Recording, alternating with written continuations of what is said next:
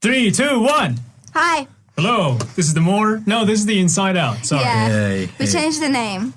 Actually, Yeah. he changed the name, but okay. Yeah. Inside Out is better. Should. Okay. Are we recording right okay, now? Yeah, so Is this recording? Yeah, it is recording. Yeah, Oh, no, okay. you're lying. I can see it in your eyes. You're lying. Look at me. Yeah, you're definitely lying. Yeah. Okay. Hello, this is the Inside Out. We're back again with another podcast. It's been 2 years. I'm with two other people, Diana and Alishay. Alishay, yeah. Alishay, yeah. He's not a rapper, though. He's not a rapper. Yeah. Yes, I'm not a rapper. So background to what we've been doing. 2 years ago, 2018, we started doing the podcast. I started doing the podcast with one of my other co-hosts, Muhammad, and we did 3 episodes, and we just moved on to another year, 2019. I did 2 episodes, 3 episodes, I'm not sure, with Parto, my second co-host, and then I'm back again, 2020 summer, with 2 other co-hosts, Alishay and Diana here.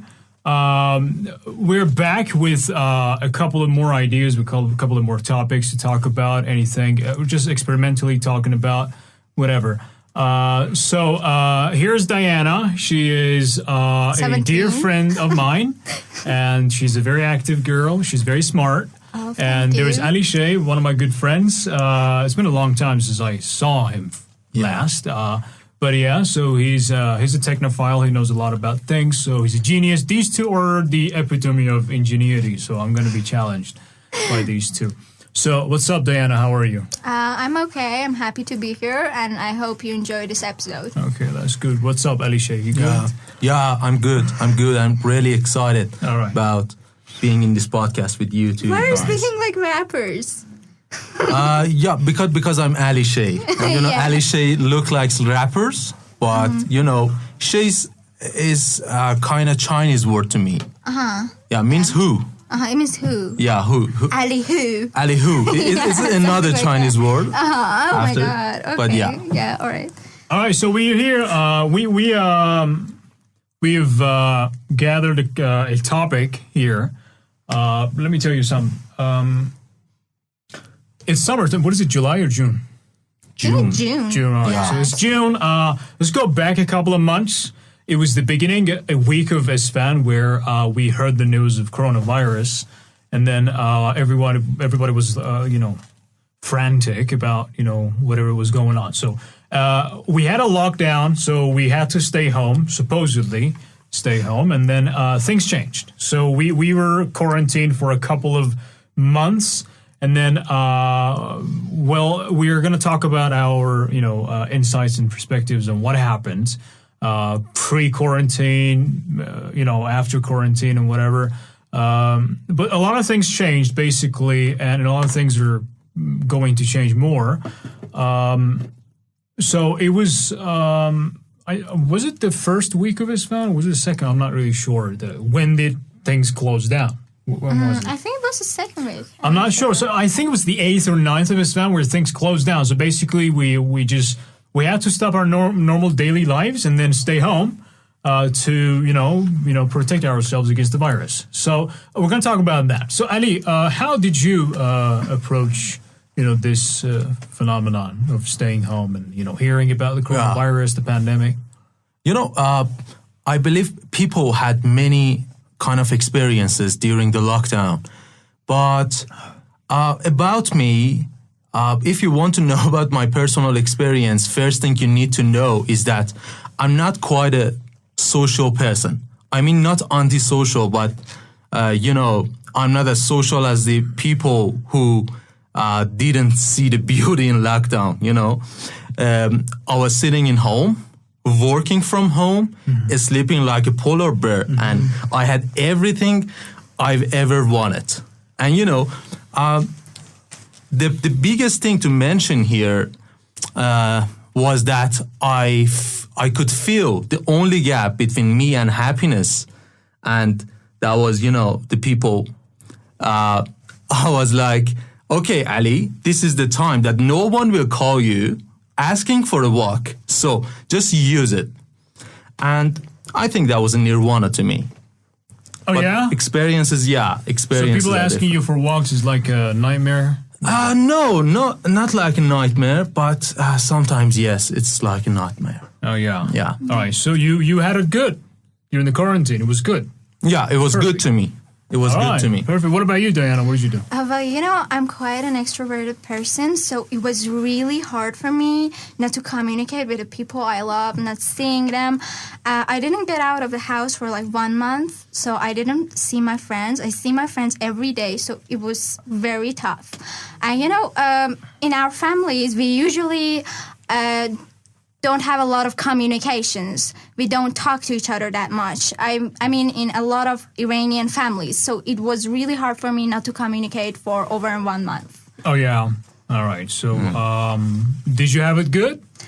Well, no, to be honest, no. But I had some time to think about some stuff. And, I had a new perspective about life when the quarantine was over. What did you learn?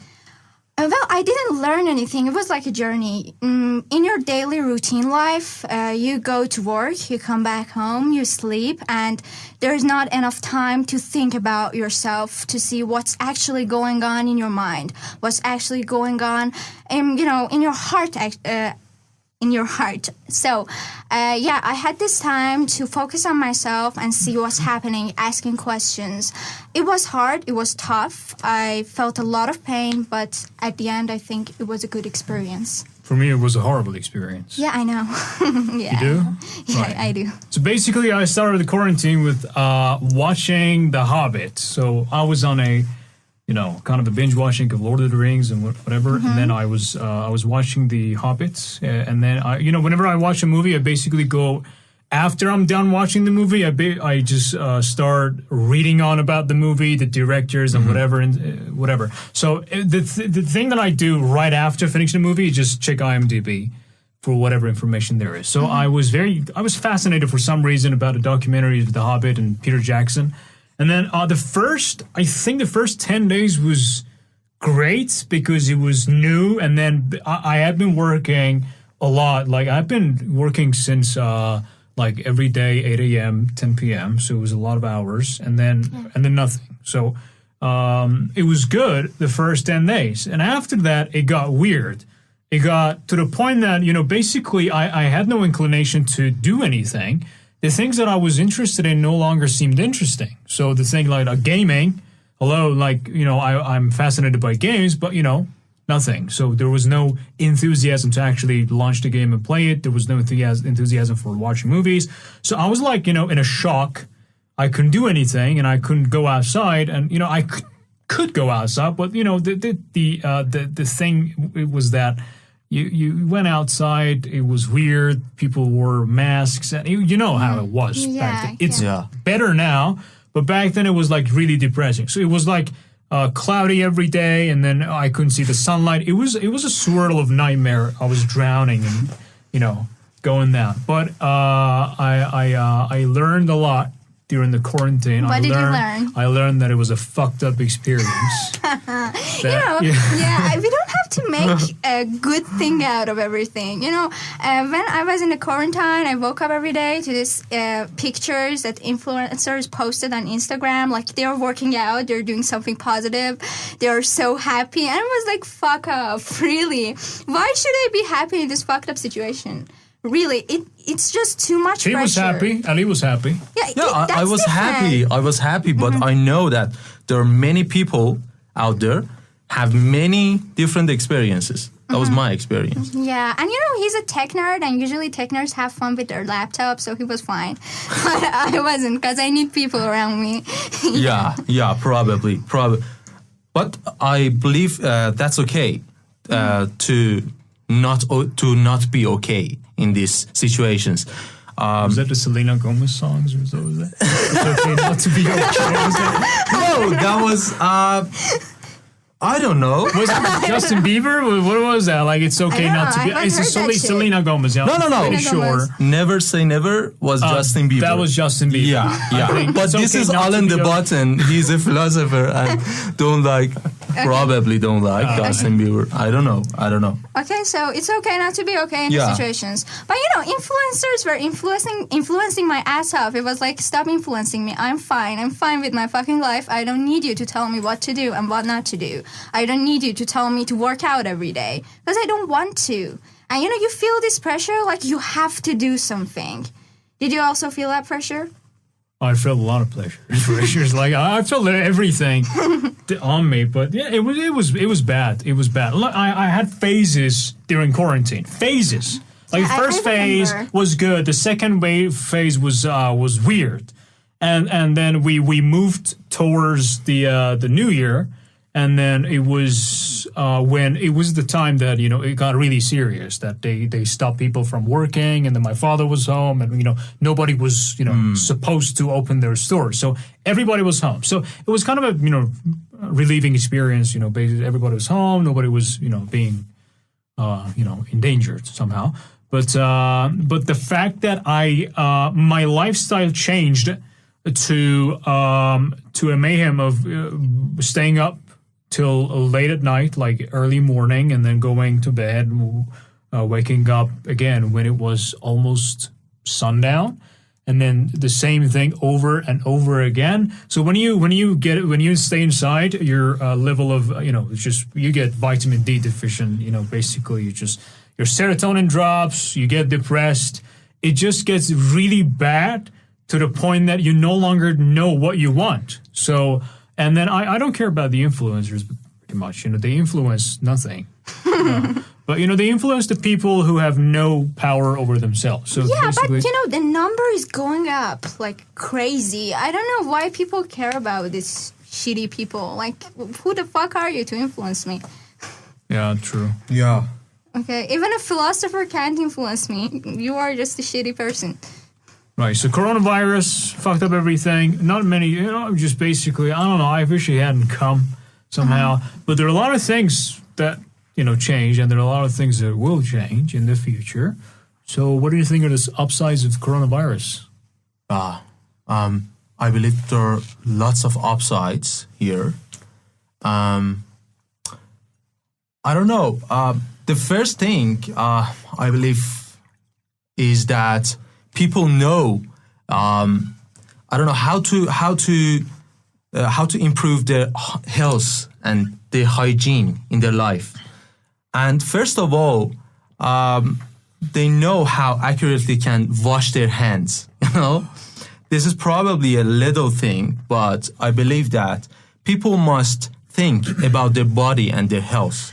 And this is something which happened in coronavirus. Mm-hmm. People are thinking that, okay, I use my thumb. So I should wash it. Yeah, I should. So I should wash it. I use my thumb in everything I do with my hand. Okay. Then you have to disinfect everything that you touch, whatever. It can also, it can really hurt people who have OCD. It can fuck them up. Oh yeah. I know, because I know he has OCD. That's why I read that. I actually developed an OCD because it was not intentional. Because it was like people were doing it and we were being told to do it. Oh, you're getting it. It's hot here. But people were doing it. You're being told to do it. Mm-hmm. And then, basically, you would go out, you come inside, for the sake of not carrying the virus. Mm-hmm. You would disinfect everything that you had when you were out. So your phone, your keys, whatever. And then it became kind of a routine every day, like you would do this. And then to the point that I personally got sensitive around anything that I had when I went outside. So I thought maybe I'm carrying the virus on my clothes. Maybe I'm carrying the virus on whatever. And then it was kind of weird because the thing is that you don't know. And then the fact that you don't know makes you worried, and then probably 99.9% of the things that I disinfected were never infected. Mm-hmm. And, but it's the thought of the probability that it might be infected that makes you do it. Mm-hmm. So sure, but when when people feel something unbalanced in their life, they change it. You know, the viruses and germs are something we are feeling right now in our life, okay? We didn't feel it before coronavirus. They were existed. But, you know, now we can feel that there is a need to be more healthier, to, you know, wash, I'm not saying everything, to wash the things which are probably transferring viruses or germs. And what I mean by unbalancing, it means that when you have OCD and you feel uncomfortable, you will do something to help this pandemic goes out, you know. And probably in future, we don't need to wash our hands to, you know, to be more hygiene. But probably the society will do some other stuff. So everything will be more clean. Everything will be cleaner, you know. Yeah, maybe that can be an upside. But, you know, I really don't think about this stuff. Like, my upside was that I understood I'm nothing. It was a relief. What do you mean? You know, when I was in the quarantine, I had a lot of overthinking. Like, I used to think a lot. I used to read a lot. And it was a scary movie, to be honest. It wasn't beautiful, but I think extreme pain is also good if you want to level up yourself. So I just kept thinking about, you know, when you stop working for the society, you think, okay, what other usages I have? And sometimes you understand nothing, you know. And when you reach that point, it's really scary, but I finally reached that point and I was like, okay, so... What do you mean? What use you have for society? No. You know, I thought about actually that society was using me, okay? And now that it's not using me, I don't have any usage, even for myself. And why does everything has to have a usage? Do you understand me? Yeah, but you know, the thought and the actuality of being useful is needed. So it's just, you know, if you're useless... it's needed, but who put it in your mind that you need to be useful? Society. Exactly. And when you don't feel, you don't work, you feel useless. That's why people were baking cakes when they were in quarantine. Yeah. They needed to do something. The sound engineer was baking bread. Yeah, he was baking bread in quarantine. He was baking barbari in quarantine. Wow. I saw the pictures. And it was great, man. I thought about baking barbari, that, you know, the moment I saw your story, because I couldn't buy, you know, I bought 2 barbaris in the first week of, you know, the quarantine. So it was, you know, again, you get the bullshit idea of that, you know, the bread might be infected. So the guy who took it out of the oven might have kind of got the mucus on. You know, the thought is, you know, kind of debilitating. So I stopped buying that. But the moment I saw his story, I was like, damn, that's a good bread. That's a good bread. So I was like, I get your point that, you know, you need to have the, I don't know, I'm not sure. The thing is, because my usefulness was basically I would go out, you know, teach a couple of people, do this, do that, and then it would stop. And then for me to get to a point that what other uses would I have, it would take a long time. So you can't, it's not something that, you know, basically if in a scenario, everything just finished, like they would say that your previous life is up to right now, it's over, you're no longer this, and then you have to just shift to something else, you would do something. But then our lives were not finished, our lives were paused. So in the pause, you can't just basically start doing something. No, you have to do. I'm not talking about starting to do something. I'm talking about being workaholic. I think most of the people are workaholic now. Yeah, you know. And it's sad. You know, I think with myself that if I don't need the money, who will I become? You know what I'm saying? Oh yeah. Yeah. All do you understand this? And what will I do if I don't need the money? I don't need the work. So what should I do? Oh, that's I remember the quote. I don't have my phone. It's by who I wrote something on Instagram. The writer says, "I am what I have, and if I lose what I have, then what am I?" And you know, I thought with myself, what I have in the society is shit. I have nothing. Like, okay, So I'm an English teacher like you. Well, I don't have that much experience. I'm not an English teacher. Yeah, you're not. Okay. He's not an English teacher, for example. He didn't teach me English. Okay. None of this happened. None of this happened what's ever. talking about. But you think with yourself, so is this really an important thing? So you teach a language to someone. So what? You know what I'm saying? What you have isn't that valuable. I know what and you're this saying, is fam. sad. Now I'm saying, What? I know what you're saying. I'm just, Why are you reading his notes? I'm curious because, there are a couple of interesting things written here. I'm just, trying to glance at what's been written. Can you believe, I forgot the majority of the things I wanted to say? Yeah, me too. I don't know anything about it. No, I mean, I forgot what I wanted to say. Basically, I preached you to not to write anything. Yeah. And then I said I was going to have him in my head, but then I forgot. Okay. So I'm not practicing. Let the guy with a lot of notes go on and say what he wants to say. Self-knowledge. What about you? You're what she talks about. Did you spend quality time pondering about yourself, your existence, or you just worked and kept busy? About self-knowledge, I gained not so many things in lockdown because, I'm a home person. Okay, I'm a kind of person who are mostly at home. And probably watching some movies, doing some works, playing some video games. And there's always an interesting thing in being alone to knowing yourself better. And I think that happened to all people, also to me, that I could spend more time for myself knowing what I like, what I like the most. So I have a question. How do you know what you are understanding about yourself is real? How do you know? Oh, you're going philosophical, and that's another thing. So yeah, I'm going philosophical. Yeah. Well, what did you say? What? I was saying that how do you know that self-knowledge you gained isn't just your illusions? You know what I'm saying? Sometimes you just know. Can you elaborate? What do you mean? Okay. For example, you realize something about yourself that's just an illusion, and that's not the reality. Okay. You create another picture of yourself. So how do you differentiate reality with illusion? Well, that's the thing I'm saying, okay? Sometimes you mistake your feelings as a general truth. When you cannot differentiate something with another thing, maybe they both not existed. Maybe they're both the same. The same thing. Yeah. Exactly. No, for example, imagine this scenario.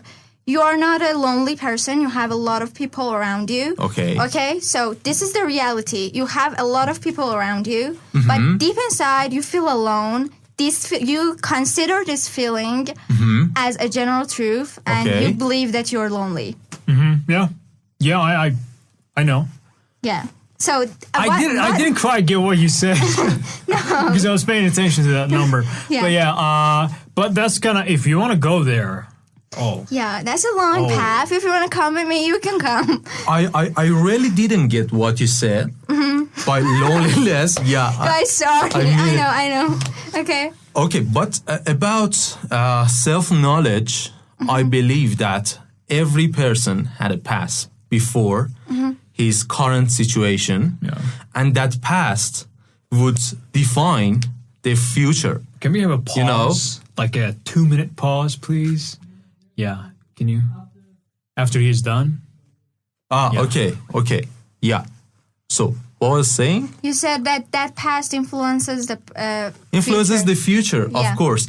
And self-knowledge is both an illusion and reality at the same time. Because, you may think, I could change my past and I would influence my future in another way. Okay, that would be possible if we were in the past, but you're in present, and in present, you know yourself as what you've done in the past. And the self-knowledge is something which... you mean it changes during the time? It changes during the time, and it's not an illusion. You're knowing yourself by the vibes of your brain. Okay, this is you. But sometimes, just imagine you are sitting on a chair and you're looking at a window. Okay, when you are thinking about yourself, okay, you are thinking about yourself. You just see that window. You just see that window for a long, long time. Okay? You don't change that seat. But when someone else is talking about you, suddenly the chair just, turns around and you can see another aspect of yourself. All right, everybody, we're going to have a break. And we're going to be back. Bye-bye. God damn it. Holy shit, it's hot. I'm okay. واقعا؟ 3, 2, 1. Hello, this is the Inside Out. Okay. We're back again from... What? We were talking about self-knowledge and how we can get the full perspective of ourselves, and we should know other people's perspective about ourselves so we can get a full image. That aspect thing you talked about is so important. Yeah, exactly. It's so important. And I think when you spend a lot of time with yourself, it's good, but it doesn't give you a chance to see yourself from other people's perspective and vision. Exactly. And the other side exists too. You know, many people are not... Okay. Talking louder. Okay, Talk cool. louder. All right, okay. And many people don't have many times to be alone for themselves. You know, they're with some friends. They come back home, they sleep, and wake up, and another friend just call, going for a walk, going to a party. That's me. That's exactly me. Oh, okay. Yeah. Okay. Yeah, but I've decided to spend my more alone time with myself. But yeah. Okay. You okay? Yeah. You good? Yeah. It's okay. All right. So put that shit aside, self-knowledge, whatever. So what's going to happen after quarantine is personally, I don't have a optimistic view of what's going to happen in the future. Me because too. the things are, call me a conspiracy theorist. But first of all, they're called conspiracy theory because people refuse to think about the possibilities of those theories. So, so that's what it is. But the thing is, it's not going to have a bright outcome in the future. What do you think is going to happen? I don't know what's going to happen, but the thing is, whatever's going to happen is going to change it's going to be a globalization. It's going to be, the discussion of what nations can do and unite in order to, either defeat or stay immune to future attacks. But that is the front of the topic. Outside, in the back, there are more things going on. So the front is, let's unite the nations. That's my theory. Basically, it's going to be United Nations talk, and every nation is going to be every single nation was affected by coronavirus. So there's going to be something that, every nation is going to be involved in the process of what we're going to do after the pandemic, once the pandemic, and then whatever. But that's going to be it's going to be the newsworthy front of the story. It's something that people are going to see and say, all right, that's good. Globalization, countries are going to get together and do something for the betterment of our world. Bullshit. That's the front. Behind that, things are going to happen which are more drastic, which are more, and it's going to be towards a self-centered, a world where countries no longer have their own individual sovereignty. There's only one sovereignty. There's only one government. So you think they're all going to unite and be one government? Well, they're not going to unite. They're going to be forced to unite. They're going to be forced to shape into one being, and one being controls every being. So it's not going to be like, for example, the Western countries are going to be like, we need this, we need to do that. Another country is going to be like, no, we're not going to do that. But once the countries are allied and they sign a treaty, they sign a contract, you're obliged to do what the head of that treaty says. And it's not going to be for the betterment of our world. It's easier to control. It's easier to control. It's easier to enforce the laws and whatever onto the people. It's like, the thing is like wearing a mask. You know, wearing a mask, you know, there have been anecdotal evidence of whether wearing a mask is actually effective to coronavirus or not. You see, if you paid attention, in the beginning, everywhere, there was a talk that masks don't do anything. Yeah, even in the WHO website, I saw it that it's not And then they necessary. changed their minds. Yeah. And then they said that, no, the masks are necessary, obligatory, mandatory, you have to wear it. What happened here? Yeah. So there are a lot of things we don't know, and this coronavirus is supposedly, you know, the things. I'm not a scientist, but from the, you know, the videos that a lot of doctors recorded themselves, and a lot of these scientists who gave their opinion on the thing, is there's nothing normal about how this virus came to be and how it is spread. There's nothing normal about this. Of course it's not. Of course it's not. They were eating bats for like a long time. So what happened? No, that's something that the news creates. It's not in the media, but that's the news. But the thing is, I'm not sure what's going to happen. But I'm sure what's actually going to happen is never going to be shown on TV. What's going to be shown on TV is the things that you would like to see. It's like a very friendly, a very united, strong world where everybody got strong and, you know, survived through the coronavirus. Everybody's happy. That shit, But in the back, things are happening. So I have a question. Do you really think that the governors will let go of their power to unite? It's very much more complicated than that, because it's not about the people in charge of governments. Is about, you know, it's not that. There's a higher power at play here, and something is off. Really, it's not that I'm crazy. It's not that every conspiracy theorist is like, you know, living in their mom's basement and just, you know, trying to gather information about what is happening. There is something going on, and there's something that is too wrong in this world. There is, and you know, And when you see it, when you put the pieces together, everything adds up, that the world is going to a direction that every conspiracy theory is thinking. Like, it's going to that exact direction. Globalization, one world, but that globalization is going to benefit who? That's exactly my question. I wanted to ask you, who is the actual power here? Like, okay, they're going to unite, but who is the actual power? We don't know. You know, we don't know a lot of things, and even those conspiracy theories, there are something behind them that we still don't know. So you can never be sure. Yeah, there's something behind everything that you don't know. And it kind of drives you crazy. It doesn't, actually. It makes you interested.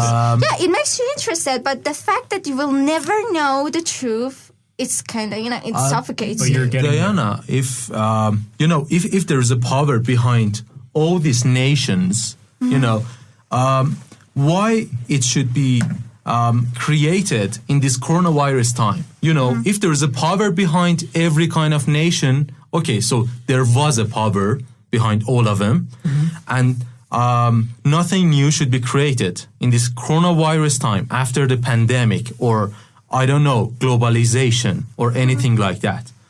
And I think the globalization is something that the world is going toward, and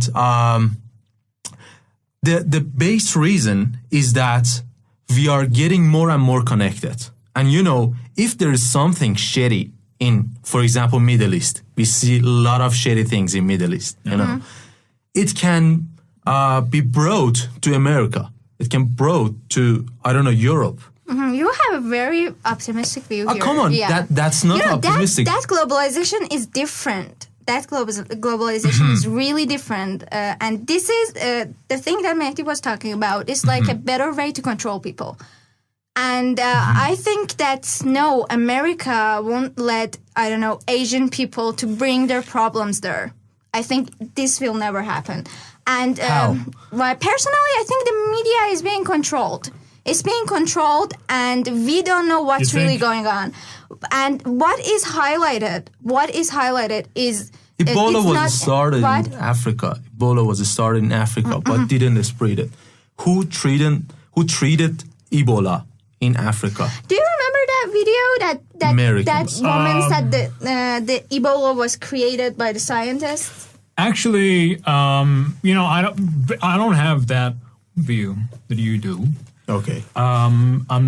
You see, maybe I'm being very pessimistic towards everything. Yeah, but, I'm something in between you two. I'm not pessimistic that much, but I'm trying to see that what you're trying to say is like who started Ebola? Americans, maybe. I'm probably who not. treated Ebola? Americans, maybe not, right? Maybe not. Yeah. For all we know is maybe Ebola just kind of mutated by itself and whatever, and Americans treated it, and yeah, they did a nice thing. The thing is, Americans do not have a good history of actually solving something, and if they actually did, there was something that benefited them. Yeah, exactly. So it's like I'm not like hearts and needles over America and their sovereignty. Is that throughout history, Americans have been having a front of the issue. It's just the front of the issue, and people are realizing it. And if you look at social media, or whatever, people are realizing that America is not the thing that they claim to be. It's like America is not what you see in Hollywood. So it's just, the thing is, I'm trying not to give them the benefit of the doubt. I'm just trying to see them in a way that, so that they kind of prove me wrong. They should prove me wrong. They haven't. The more I learn about what they're doing, the more I kind of get suspicious and, against what they're doing. That's my theory. But that's what I'm trying to say is you can kind of get the New World Order from a lot of politicians in America. George Bush did it. The father, George W. Bush, said it. The New World Order is their agenda, is their target.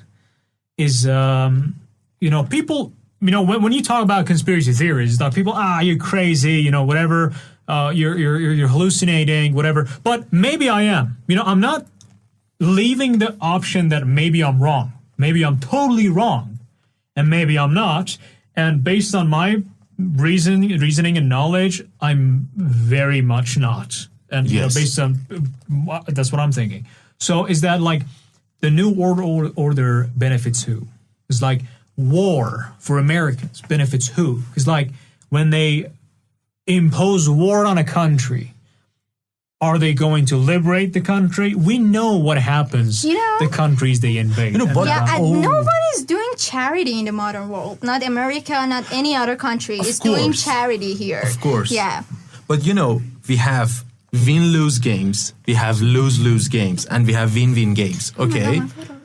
Okay, go on. Okay, and this is something logical. Okay, the conspiracy theories are still there. Some of them are likely to be true. Yeah. Maybe they're wrong, maybe they're right. It's okay. But, this is a logical thing that Ebola wouldn't be started from a country with a very high health rate. For example, Finland. For example, I don't know, Germany. It is more probable to be started in Africa or, for example, Afghanistan. So you're saying that the coronavirus started in China because the health and hygiene were low? Of course that it was, but I'm not only saying that. I'm saying that if you're talking about some first world countries, they may be affected by the countries which have lower grade standards. Really? If they want to actually teach them, I don't know, hygiene or send the equipments to those countries, they can do it. They don't want to do it. But who is correct? We don't know. We're going to figure out on the next episode of this podcast. We're going to wrap it up. It's been too long. It's been 40 minutes, 42 minutes. Damn. But yeah, so we're going to continue this. Usually it happens like we start recording and then we don't finish, but we're going to talk about this, share our opinions more on, these theories, and then let you people know what the conclusion is. So that's it. Bye-bye. Have a nice day. Bye-bye.